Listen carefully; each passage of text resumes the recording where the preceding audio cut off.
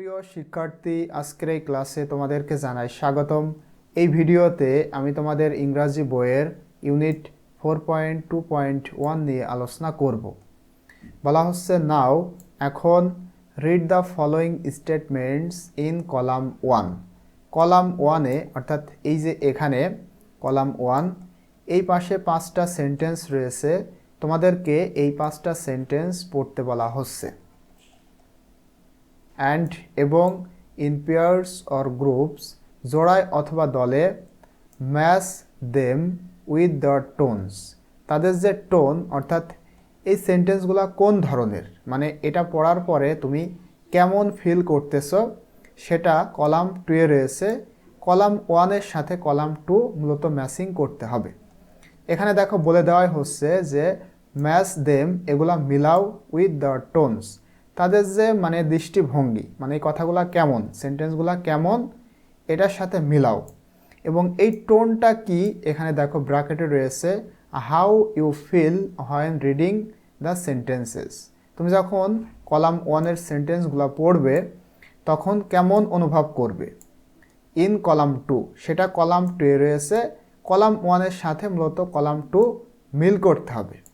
Letter, পরবর্তীতে, check your answers with the pair or group next to you, অন্য গ্রুপের সাথে তোমার অ্যান্সারটা মিল করতে হবে, মানে দেখতে হবে ঠিকঠাক আছে কি। তো এখন আমরা এটা ইনশাল্লাহ দেখব। এটা আমি বাংলা অর্থ সহ এখানে লিখে রেখেছি। আশা করছি তোমরা ভিডিওটা খুব সুন্দর করে বুঝতে পারবে। সুতরাং ভিডিওটি শুরু করার পূর্বে তোমাদের কাছে অনুরোধ থাকবে, তোমরা যারা এখনও আমার এই চ্যানেলটি সাবস্ক্রাইব করোনি, please subscribe my channel and stay connected. এবং ফেসবুকে একটা গ্রুপ রয়েছে এসেনশিয়াল স্টাডি 360 নামে, তোমরা সকলেই আমার এই গ্রুপে যোগদান করবে এবং আমি ইনশাল্লাহ তোমাদেরকে পরীক্ষা নিব। সুতরাং তোমরা অবশ্যই আমার এই গ্রুপে যোগদান করবে। আমি গ্রুপে মূলত সব কিছু আপডেট তোমাদেরকে জানাবো। তোমরা যারা পরীক্ষা দিতে ইচ্ছুক, মানে আমি যে চ্যাপ্টারগুলো পড়াবো তোমাদের, এই চ্যাপ্টার ভিত্তিক আমি পরীক্ষা নিব। তোমরা যারা পরীক্ষা দিতে আগ্রহী অবশ্যই ফেসবুক গ্রুপে যোগদান করবে। দেখো এখানে কলাম 1 এবং কলাম 2, প্রথমে যে সেন্টেন্সটা রয়েছে এ নম্বরে, দ্য ফ্লাপি, ফ্লাপি মানে তুলতুলে, দ্য ফ্লাপি হোয়াইট ক্লাউডস মানে তুলতুলে সাদা মেঘ, ফ্লোটেড মানে ভেসে বেড়াচ্ছিল, in the bright blue sky, bright মানে উজ্জ্বল, ব্লু মানে নীল, মানে উজ্জ্বল নীল আকাশে। পাশে বাংলাটা লেখা রয়েছে, তোমরা একটু পড়ে নিবে। তো এই যে সেন্টেন্সটা আমরা পড়লাম, এটা পড়ার পরে আমাদের মনের মধ্যে কেমন ফিলিংস কাজ করতেছে, তাহলে এটার সাথে মিলকরণ হিসেবে আমরা করব 4 নম্বরটা, মানে এখানে যে এই যে এ নম্বর, এটার সাথে মিলবে 4 নম্বরটা, অর্থাৎ ডেসক্রিপটিভ মানে বর্ণনামূলক। এখানে আমি এভাবে লিখে রেখেছি, এই যে 4 নম্বর মানে এই যে 1 নম্বর অর্থাৎ এ নম্বরের সাথে 4 নম্বরটা মিলবে। তোমরা এখানে সিরিয়ালি দিতে পারো, 1 2 এভাবে লিখতে পারো, তোমরা যেন সহজে বুঝতে পারো এই জন্য 4 নম্বর দিয়েছি। তাহলে এ নম্বরের সাথে হবে 4 নম্বরটা, মানে এই সেন্টেন্সটা একটি বর্ণনামূলক কথা।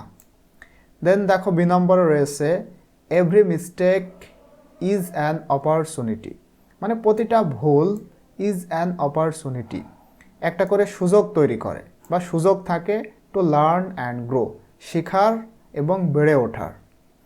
তাহলে এই যে সেন্টেন্স, এটা কি ধরনের, মানে এটা পড়ার পরে আমাদের মনের মধ্যে কেমন ফিলিংস কাজ করতেছে, এটা মূলত রিফ্লেক্টিভ, মানে ওইখানকার 2 নম্বরের সাথে এটা মিলবে, মানে প্রতিফলিত কথা। তাহলে বি নম্বরটার সাথে হবে রিফ্লেক্টিভ।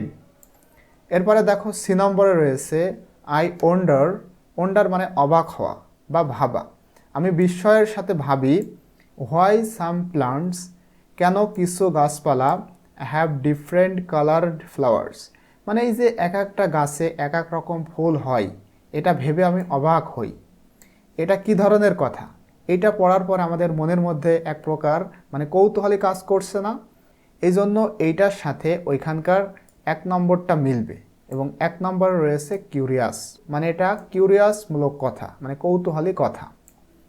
এরপরে ডি নম্বরে রয়েছে দেখো, joining a club or extra curricular activity, মানে জয়েনিং আ ক্লাব একটা ক্লাবে যোগদান করা, অর অথবা এক্সট্রা, এক্সট্রা মানে অতিরিক্ত, আর কারিকুলার মানে কি, কারিকুলার মানে পাঠ্যক্রম, অতিরিক্ত পাঠ্যক্রম, তার মানে বোঝাচ্ছে কি পাঠ্যক্রম বহির্ভূত অ্যাক্টিভিটি, কাজকর্ম ক্যান হেল্প ইউ।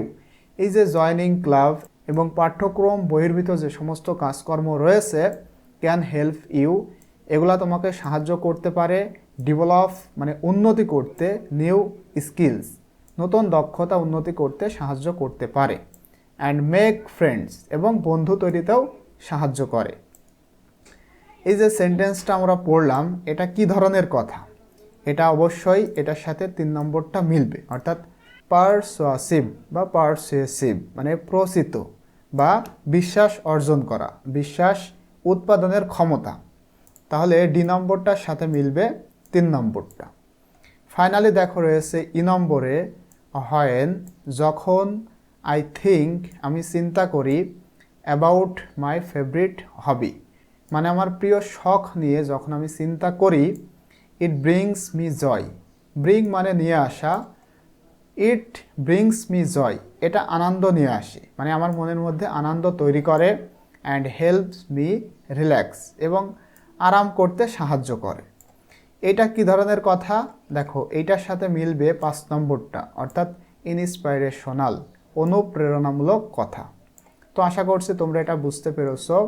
আজকের ভিডিওটি এই পর্যন্তই। ইনশাল্লাহ নেক্সট ভিডিও তোমাদের সাথে আমি 4.2.2 শেয়ার করব।